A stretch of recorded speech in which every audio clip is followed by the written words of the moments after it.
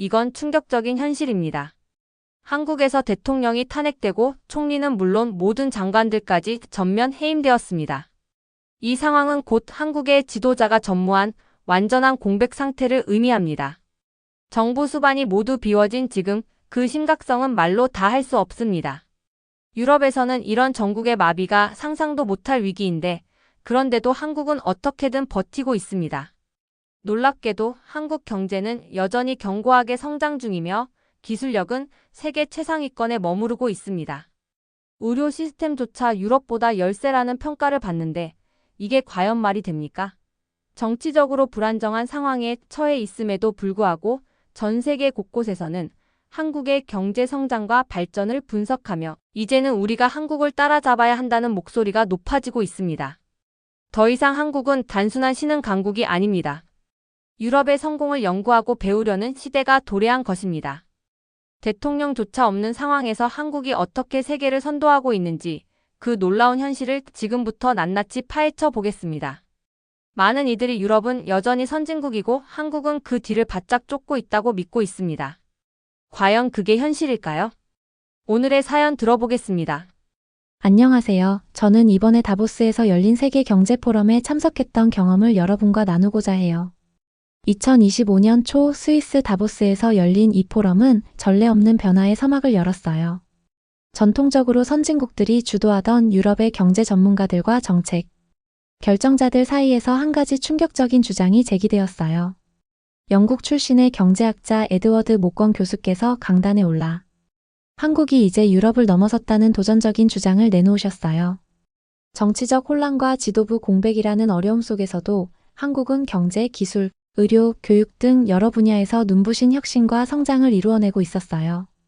이 강연은 단순히 수치만을 나열하는 게 아니라 한 국가가 어떻게 체계와 국민의 의지로 위기를 극복하며 미래를 설계할 수 있는지를 보여주는 역사적인 순간이었어요. 그날 강연장에는 영국, 프랑스, 독일 등 여러 유럽 국가의 대표적 경제 전문가들이 모여 있었어요.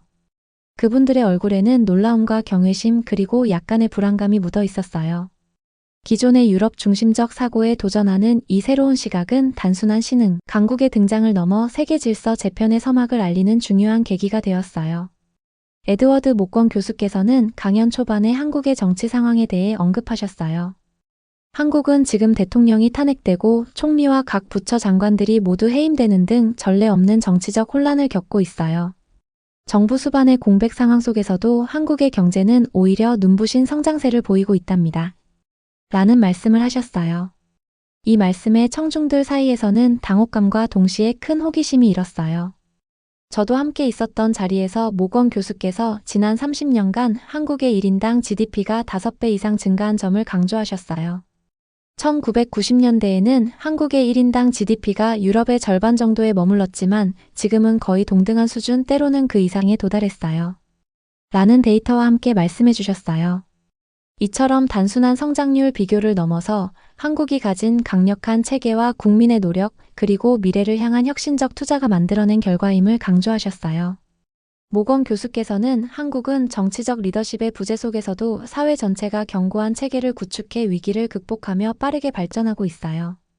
라고 설명해 주셨어요. 이 말씀을 들으면서 저는 한국의 성장 비결이 단순한 정치 지도자에 의존하는 것이 아니라 국민 모두가 하나로 뭉쳐 체계를 만들어간 결과라는 생각이 들었어요. 체계와 국민 의지 정치 공백을 극복하는 힘. 이 자리에서는 단순한 경제 지표만을 나열하는 게 아니라 체계와 국민의 의지가 얼마나 큰 변화를 만들어내는지도 생생하게 느낄 수 있었어요. 모건 교수께서는 지도자가 부재하다고 해서 국가의 미래가 결정되는 건 아니에요. 한국은 국민 모두가 체계적으로 협력하며 위기를 극복하는 나라예요. 라고 말씀해 주셨어요. 정치적 혼란은 단기적 불안 요소에 불과하며 한국의 근본적인 성장 동력은 여전히 강력하다는 메시지를 전해주셨어요. 이 자리에서 프랑스 출신의 경제학자 앙투안 르클레르 교수께서도 물론 정치 지도자의 역할은 중요하지만 한 국가의 진정한 경쟁력은 국민 각자가 만들어내는 체계와 문화에 달려 있어요. 한국은 누구보다도 빠르게 변화하는 글로벌 환경에 능동적으로 대응하고 있어요. 라는 의견을 나누셨어요. 그분께서 스마트폰으로 최신 데이터를 확인하시면서 한국의 혁신적인 시스템과 경제 구조에 깊은 인상을 받으셨던 모습이 인상적이었어요. 청중들 사이에서는 과거의 유럽 중심 사고를 재고하는 분위기가 형성되었고 각국의 학자들이 한국의 사례를 면밀히 분석하기 시작했어요. 이 강연은 단순한 경제 성장의 비교를 넘어 체계와 국민의 의지가 만들어내는 변화의 힘을 재조명하는 중요한 전환점이 되었답니다. 모건 교수께서는 이어서 한국을 단순한 신흥 강국이 아니라 글로벌 문화와 기술 혁신의 선두주자로 재조명하셨어요. 여러분, 한국을 생각할 때 보통 K-팝, 현대자동차, 삼성전자 같은 아이콘이 떠오르실 텐데요. 하지만 그 모든 건 단지 겉모습에 불과해요. 한국은 세계 최고 수준의 디지털 인프라와 AI, 오지, 반도체 등 첨단 산업에서 전례 없는 혁신을 이루고 있어요. 라는 말씀을 해주셨어요. 대형 스크린에 최신 통계와 그래프를 띄우시며 한국의 기술 경쟁력이 유럽 주요국을 능가하고 있다는 사실을 분명히 해주셨어요. 특히 눈여겨볼 점은 한국의 교육체계와 연구 역량이 세계 최고 수준으로 평가받고 있다는 거예요. 국제학업 성취도 평가에서 한국 학생들이 꾸준히 상위권을 유지하고 있어요. 이건 단순한 우연이 아니라 교육에 대한 국민의 열정과 체계적인 지원 덕분이에요. 라고 설명하시는 모습을 보면서 저도 한국 교육의 우수성을 다시 한번 깨달았어요. 이 교육 시스템은 단기적 성장을 넘어서 장기적인 국가 경쟁력 강화로 이어질 것이며 앞으로 글로벌 경제 질서를 재편하는 데 중요한 역할을 할 거예요. 그날 강연장에서는 유럽 각국의 학생들과 학자들이 한국과의 교류, 연구 협력, 그리고 직접 체험을 위한 다양한 계획들을 모색하기 시작했어요. 한 영국 대학원생은 저는 지금 바로 한국으로 교환학생 프로그램에 지원하고 싶어요. 직접 한국의 현장을 체험하면서 그 놀라운 발전 비결을 배우고 싶어요. 라고 하시며 미래에 대한 기대감을 표현하셨어요. 경제 성장과 기술 혁신뿐 아니라 모건 교수께서는 한국의 삶의 질 향상에 관한 또 다른 중요한 변화를 소개해 주셨어요. 많은 분들이 한국을 지나치게 경쟁적인 사회, 즉 빡빡한 사회로 인식하시죠. 그런데 현실은 그렇지 않아요. 한국에서는 주 4.5일 근무제 같은 새로운 근로 형태를 시범 운영하면서 업무 생산성과 함께 근로자들의 삶의 질을 크게 개선하고 있어요. 라고 하시면서 기존의 고정관념을 깨는 다양한 데이터를 제시해 주셨어요. 특히 의료 시스템 부분은 강연의 하이라이트였어요. 한국의 응급실 대기 시간은 평균 30분 이내예요. 환자가 병원에 도착하면 신속하게 치료를 받을 수 있죠. 반면 유럽의 여러 공공의료 시스템에서는 대기 시간이 36시간 때로는 하루 이상 걸리는 경우도 많아요. 라는 비교 데이터를 보여주시며 그 차이를 명확하게 설명해 주셨어요. 옥스퍼드 출신의 윌리엄 위트모어 교수께서는 이런 차이는 단순히 의료 인프라의 문제가 아니라 국가 전반의 시스템 효율성과 국민 복지에 대한 적극적인 투자 결과임이 분명해요. 라고 덧붙이셨어요. 이 두 분의 논리에 청중들은 깊은 울림을 받으셨고 특히 유럽의 보건 전문가들 사이에서는 한국의 사례를 면밀히 검토하며 자국의 의료 정책에도 변화를 모색해야겠다는 생각이 퍼졌어요. 한국의 빠른 응급 대응 체계는 국민의 생명을 보호하는 데 결정적인 역할을 하고 있어요. 저희도 이런 혁신적인 변화를 도입해야 할 시점인 것 같아요. 라는 의견들이 이어졌어요. 경제와 기술 그리고 삶의 질 향상에 관한 논의가 깊어지는 가운데 모건 교수께서는 한국이 이미 세계 10대 경제 대국에 진입했다는 중요한 사실을 다시 한번 강조하셨어요. 한국은 금융, 반도체, 디지털 경제 등 여러 분야에서 글로벌 시장을 선도하고 있어요. 서울은 이제 런던보다도 경쟁력 있는 금융 중심지로 평가받고 있으며 2023년 글로벌 금융 경쟁력 순위에서 세계 6위로 집계되었어요. 이는 전통적인 금융 중심지였던 런던, 파리, 프랑크푸르트를 제치고 나온 결과예요. 라고 하시면서 데이터와 함께 확실한 근거를 제시해 주셨어요. 또한 한국의 IT와 반도체 산업은 세계 시장 점유율 면에서도 독보적인 위치를 차지하고 있음을 보여주셨어요. 한국의 반도체 시장 점유율은 전 세계의 34%에 달하며 미국, 대만, 일본 등 주요 경쟁국들을 능가하고 있어요. 이로 인해 한국은 단순한 신흥 강국을 넘어 이미 선진국 반열에 올랐다는 명백한 증거가 됩니다. 라는 말씀을 들으며 저는 한국의 위상을 다시 한번 확인할 수 있었어요. 그날 강연장에서는 한국과 유럽 간의 경제 협력 가능성에 대해서도 활발한 논의가 이루어졌어요. 유럽의 여러 경제 전문가들께서는 기존의 경쟁 구도를 넘어 상호 협력을 통해 양측 모두가 발전할 수 있는 길을 모색해야 한다고 의견을 주고받으셨어요. 저희는 이제 한국의 성공 요인을 배우고 그 모델을 저희 유럽에도 접목시킬 수 있는 방안을 고민해야 해요. 한국과의 협력을 통해 미래 글로벌 경제 질서를 새롭게 정의할 수 있을 것 같아요. 라는 모권 교수님의 말씀에 청중 모두 깊은 인상을 받으셨답니다. 강연이 마무리 단계에 접어들 무렵 프랑스 출신의 앙투안 르클레르 교수와 옥스퍼드 출신의 윌리엄 위트모어 교수께서 서로의 의견을 나누며 한국과 유럽 간의 실질적 협력 방안을 모색하는 논의를 이어가셨어요. 르클레르 교수께서는 유럽은 오랜 기간 세계 경제를 이끌어왔다고 믿어왔지만 이제 저희는 자만심을 버리고 한국의 혁신적인 모델과 시스템을 본받아야 할 시기인 것 같아요. 라고 말씀해 주셨어요. 윌리엄 위트모어 교수께서도 한 국가의 경제 발전은 단순한 경제 지표 이상의 의미를 담고 있어요. 사회 전반의 시스템 혁신, 교육 투자, 그리고 국민 개개인의 열정이 결합될 때 진정한 선진국이 탄생하는 것이죠. 한국은 이미 이러한 모든 요소를 갖추고 있어 앞으로 세계 경제를 주도할 강력한 원동력이 될 거예요. 라고 하시면서 미래를 위한 협력의 중요성을 강조하셨어요. 그 자리에서 한 독일 출신의 27세 학생 루카스 하이머 씨께서 조심스레 발언을 하셨어요. 저는 오늘 강연을 듣기 전까지 한국을 단순히 문화와 기술의 아이콘 정도로만 생각했어요.